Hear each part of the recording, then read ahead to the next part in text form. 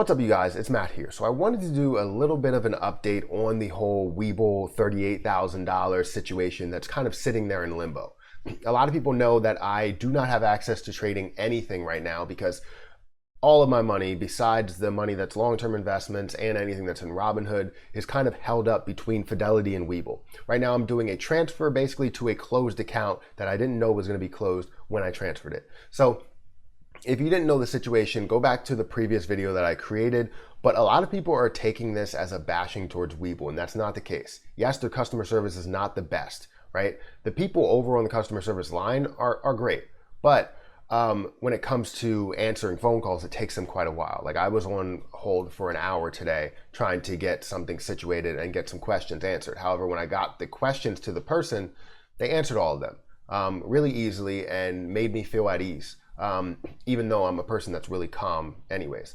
But it wasn't a bashing towards Webull because I made the mistake in accidentally transferring the funds over to Fidelity, not knowing that they would fully close the account, but made the mistake in fully transferring it over there. And then once I realized that mistake, I tried to transfer it back. However, when I transferred it back, the account closed the next day. So really it was transferring to a closed account. So it was totally my fault, my mistake.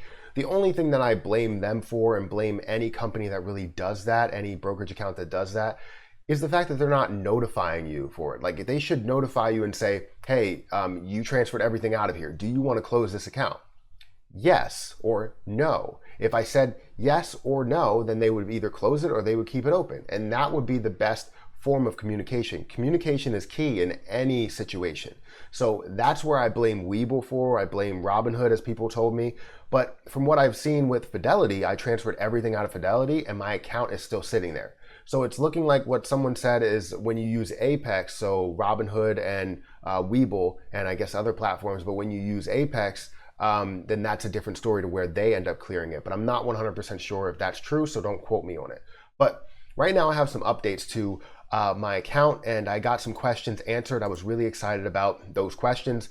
Basically, I asked them, if I transfer the funds, am I selling them over in Fidelity, selling them over in Fidelity and rebuying them over in Webull? No, that's not the case. I'm not selling them over in Fidelity and rebuying them over in Webull. I'm basically taking the same asset that I had and I'm transferring it over. So it should be at the same value that I get it at and not the same value as in price range, the same amount of shares. So if I own, say, AMC at $8 and then I transfer it over and it somehow grows to 11, I should now own that same amount of shares, but now at $11. And I'll be able to update the cost basis to get me back to where I need to go and then show what the growth actually was. And that's what he said I would be able to do. So that's a good thing there because I was really concerned with the fact that they would rebuy it and I would have less shares. That's what I didn't want to have happen.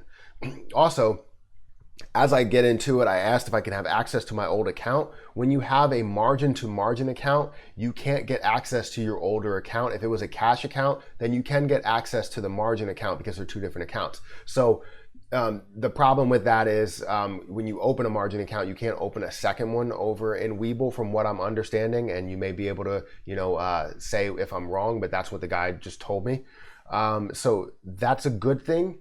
And also with the transfer form. So if you are going through the same situation, this is basically, to help you out with a transfer form.